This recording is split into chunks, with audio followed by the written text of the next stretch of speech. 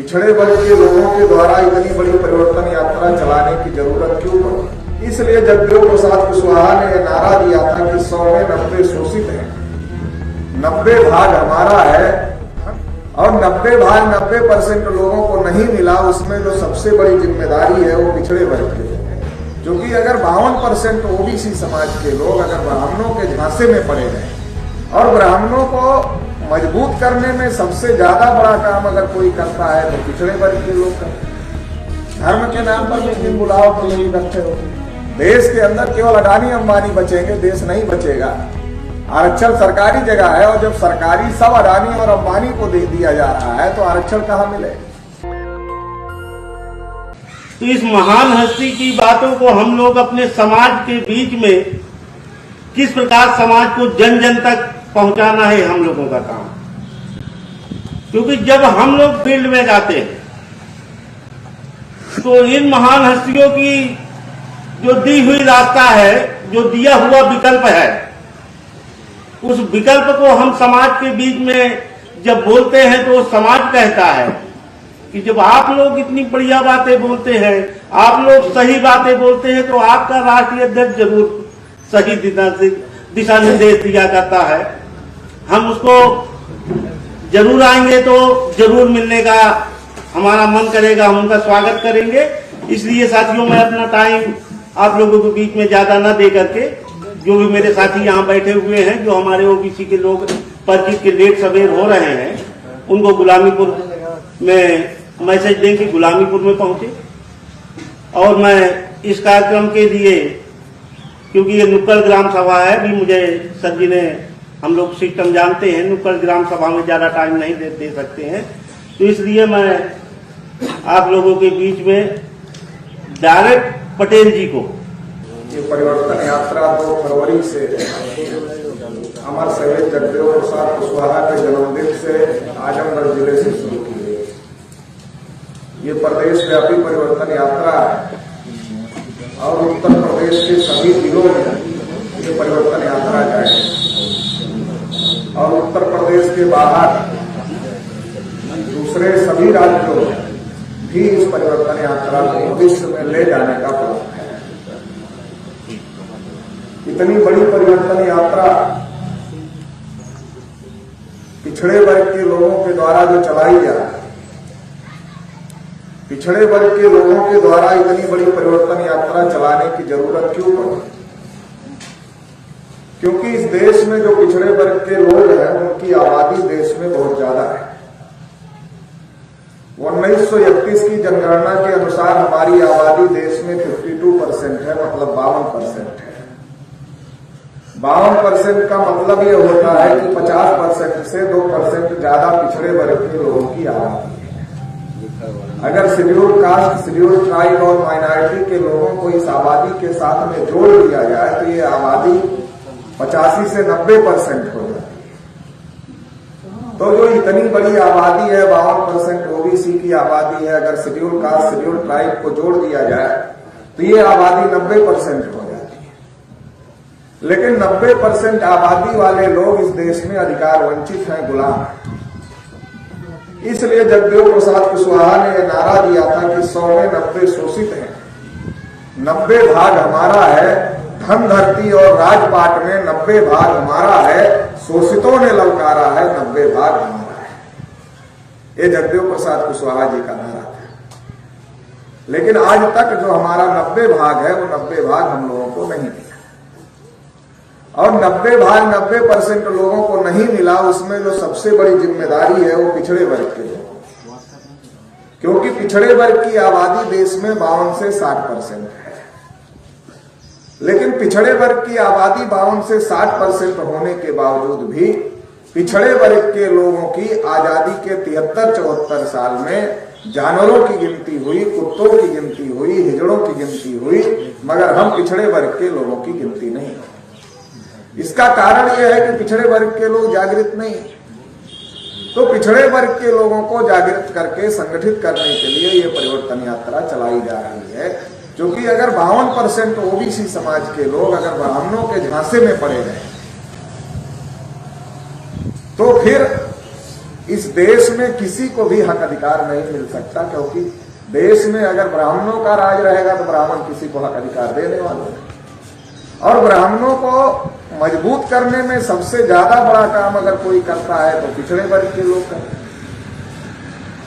और जब पिछड़े वर्ग के लोगों की आबादी ज्यादा है तो पिछड़े वर्ग के लोगों का समर्थन लेकर 3.5% ब्राह्मण जो गांव में पंच और सरपंच का चुनाव नहीं जीत सकते, वो देश और प्रदेश की पंचायत पर कब्जा कर रहे हैं। फिर पिछड़े वर्ग की लोगों की पिटाई तो कर ही रहे हैं। शेड्यूल कास्ट, शेड्यूल ट्राइब और माइनॉरिटी सभी लोगों की, जो इस देश का 90% मूल निवासी समाज है, उस पूरे समाज की पिटाई हो रही है।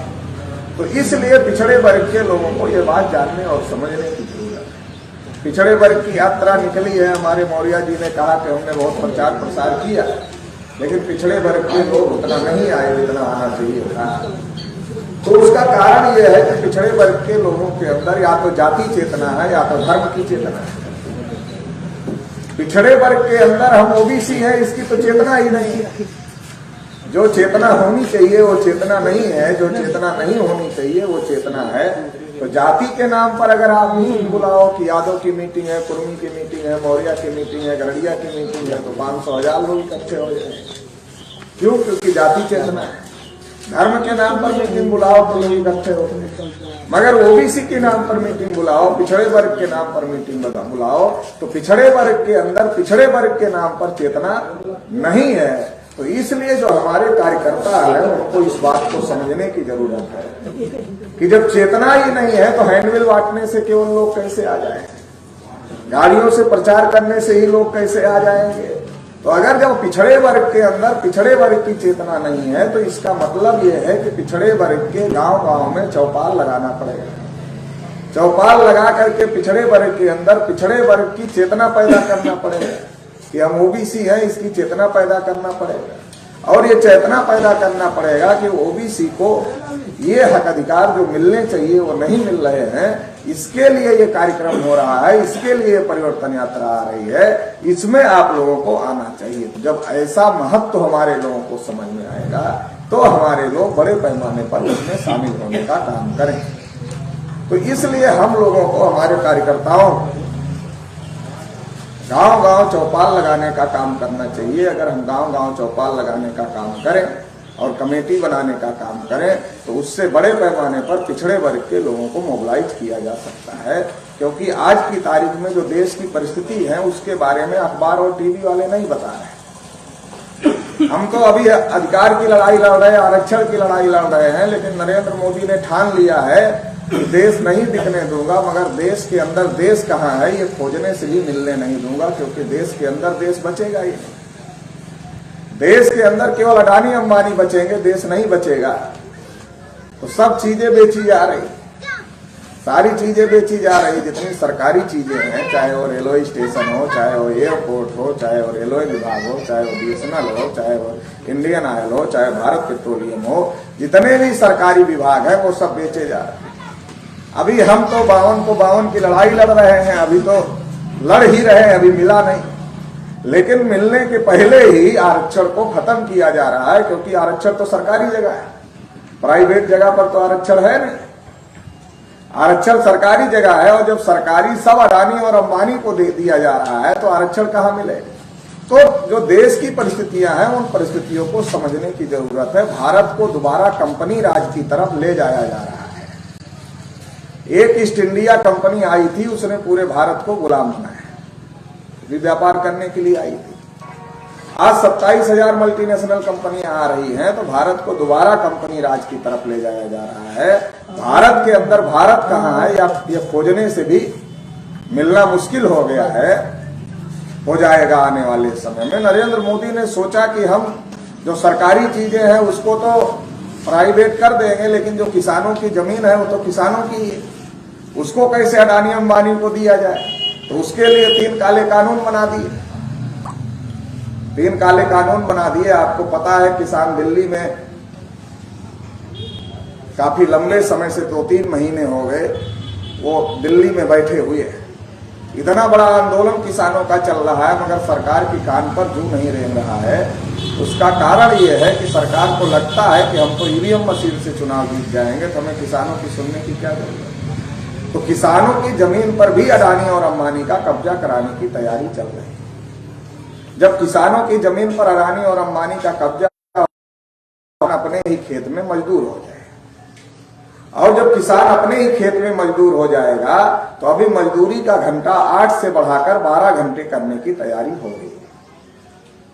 8 घंटे की नौकरी होती है, 12 घंटे की नौकरी गुलामी होती है। तो आपकी आने वाली जनरेशन को अडानी और अंबानी का गुलाम बनाने की तैयारी चल रही है। तो इसलिए अगर हमारे पास अभी फुर्सत नहीं है तो भविष्य में भी फुर्सत मिलने वाली है, और देश का हुक्मरान बनाना चाहते हैं तो हमें समाज को जागृत करना पड़ेगा, संगठित करना पड़ेगा, और जागृत और संगठित करके ये जो साजिश देश के साथ हो रही है, देश के लोगों के साथ में हो रही है, इसको फेल करना पड़ेगा।